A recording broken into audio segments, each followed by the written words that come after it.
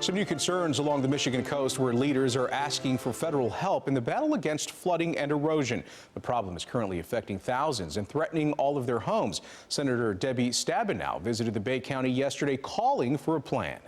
But we really don't have a choice when we look at what's happening with the high water levels. And we have to address it short term and we have to address it long term. Bangor Township officials say the problem isn't enough to declare a state of emergency. They're hoping for a state of disaster declaration along the shoreline area.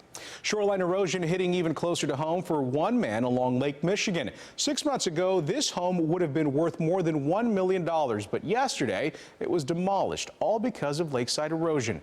Brooke O'Daniel is in Stevensville with more.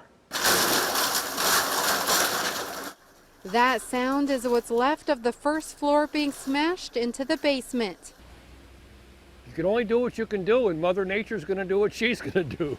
Bruce Smothers renovated this home 15 years ago. He says November storms turned their dream home into a nightmare. I was cleaning up some stuff, and I went to lunch and came back. I lost about 10 feet that afternoon.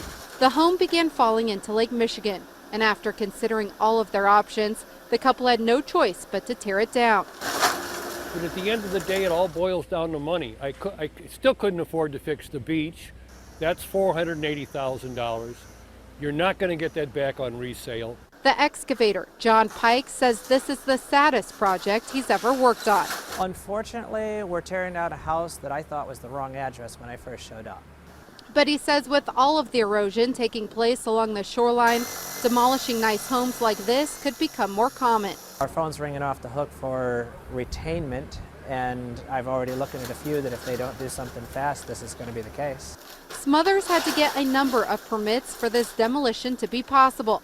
After this is done, he's still going to have to pay for a house that no longer exists. Oh yes, we have a substantial mortgage on it. The bank owns more of the house than I do. Their property goes back for 5 acres, but Smothers says he'll never build on this property again. Because eventually it's going to be creeping back for, I don't know, quarter mile, half mile, I have no idea.